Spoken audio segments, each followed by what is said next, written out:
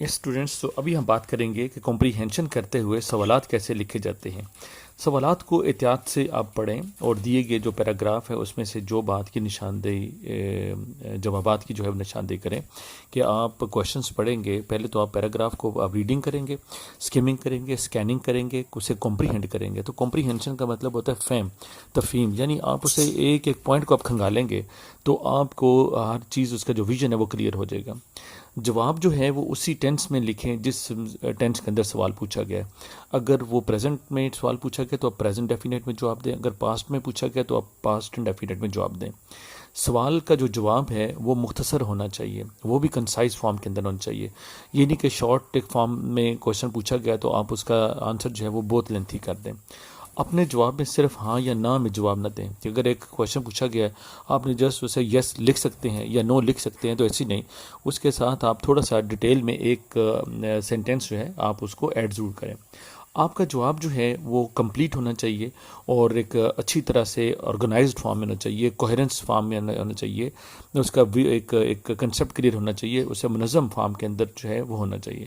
اپنے جواب کو ہو بہو اصل پیراگراف کی زبان میں مت لکھیں کہ کچھ لوگوں کو عادت ہوتی ہے کہ پہلی لائن کے اندر آپ لکھتے ہیں کہ یہاں سے لے کے یہاں تک اس کا جواب ہے، کویشچن نمبر 3 کا یہاں سے یہاں تک جواب ہے۔ تو ایسا نہیں، بلکہ آپ نے چونکہ اسے ریڈنگ کی ہے، اسکمنگ کی ہے، اسکیننگ کی ہے، کمپریہنشن کی ہے، تو آپ وہاں سے آنسر لے کے آپ اپنے ورڈز کے اندر ایک شارٹ فارم کے اندر اس کا آنسر لکھیں گے۔ آپ اپنے جواب میں سوال کے آدھے حصے کو لے سکتے ہیں کہ جیسے فار ایگزامپل ایک کویشچن دیا ہوا ہے کہ اوپر کویشچن میں ہے کہ there are so many benefits of early rising full stop what do you think. تو آپ یہی سینٹینس نیچے لکھ سکتے ہیں آنسر میں کہ there are so many benefits of early rising, the writer says that, آگے پیراگراف کے اندر سے جو بینیفٹس ہیں وہ آپ لے کے اپنے آنسر کے ساتھ ایڈ کر سکتے ہیں۔ اب آخری ہمارا ٹاپک رہ گیا، وہ یہ ہے کہ کمپریہنشن کرتے ہوئے پیراگراف کے اندر سے ٹاپک کی تلاش جو ہے اس کی سرچ کیسے کرنی ہے۔ ڈیئر اسٹوڈنٹس، یاد رکھیں اگر ایگزام کے اندر رائٹر جو ہے اس نے پیراگراف ایک لکھا ہے اور ایگزامینیشن میں آپ سے نہیں کہا جاتا کہ آپ اس کا ٹاپک لکھیں، پھر بھی آپ نے اس کا ٹاپک لکھنا ہوتا ہے، اور ٹاپک زیادہ سے زیادہ جو ہے وہ کم سے کم 3 لفظوں پہ مشتمل ہو اور زیادہ سے زیادہ 5 الفاظ پہ مشتمل ہو۔ کوئی لمبا سینٹینس آپ کا ٹاپک نہیں بن سکتا۔ عموماً جو پریسی رائٹنگ ہے اس کا ٹاپک اصل پیراگراف کے شروع میں مل جاتا ہے یا آخر میں مل جاتا ہے، لفظوں کا تھوڑا سا ہیر پھیر ہوتا ہے۔ آپ اگر غور کرتے ہیں تو آپ کو شروع پیراگراف میں یا پیراگراف کے اینڈ پہ آپ کو ٹاپک مل جاتا ہے۔ اگر ٹاپک شروع میں یا اختتام میں نہ ہو تو پیراگراف کے مرکزی خیال، یعنی جس کے اوپر ساری بات گھوم پھر رہی ہے، جو ایک سینٹرل آئیڈیا ہے، جو ایک مین تھیم ہے، جو ایک آپ سمرائز کر رہے ہیں ایک پورے پیراگراف کو، وہ ٹاپک کون سا ہے اس کا آپ ٹاپک بنا کے تو آپ پیراگراف کے اوپر لکھ سکتے ہیں۔ ٹاپک کو تمام پیراگراف کے بنیادی